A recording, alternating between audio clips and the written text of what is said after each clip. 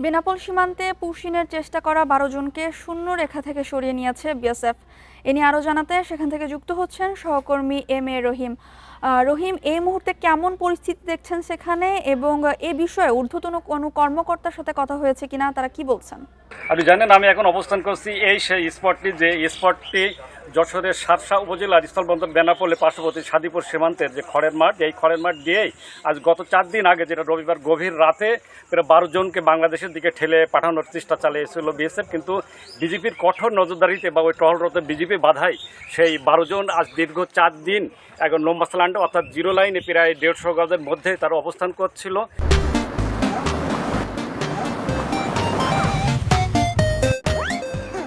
কিন্তু গতকালকে আমরা যেটা দেখেছি, আপনি জানেন যে গতকালকে তাদের ল্যাগেজগুলো দেখা গিয়েছে, কিন্তু আজকে সকালে আমরা যেটা এসে দেখতে পেয়েছি বা স্থানীয়দের সাথে আমরা যেটা কথা বলেছি, আজকে তাদের ল্যাগেজ বা সেই 12 জনকে আসলে বিএসএফ সরাই নিয়েছে বা রাতের আধারে কোথায় তারা অন্য কোথায় চলে গেছে বা অন্য কোনো বর্ডার দিয়ে পুশিন করা হয়েছে কিনা এমন কোনো ঘটনা স্থানীয় জানতে পারেনি। তবে স্থানীয় যেটা জানিয়েছেন আমাদেরকে বা বিজেপি কর্তৃপক্ষ আমাদেরকে যেটা জানিয়েছে, কোনোভাবেই বিজেপি কোনো পুশিন এখানে গ্রহণ করবে না বা যে কোনো মূল্যে তারা প্রতিহত করবে।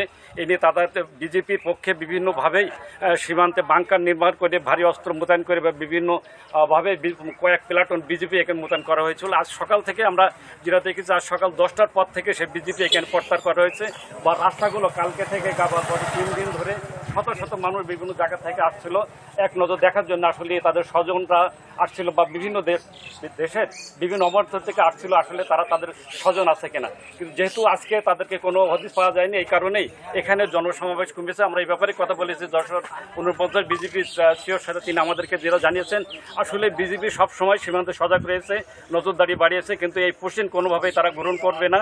আজকে গতকাল পর্যন্ত তাদের যে অস্তিত্ব ছিল, আজকে অস্তিত্ব না থাকায় এই বিজেপি তাদেরকে প্রত্যাহার করা হয়েছে। তারা সীমান্তে সবসময় সজাগ থাকবে। এই ছিল সর্বশেষ। আমি পরবর্তী আপডেট সংবাদ পরবর্তী সংবাদে জানাতে পারবো।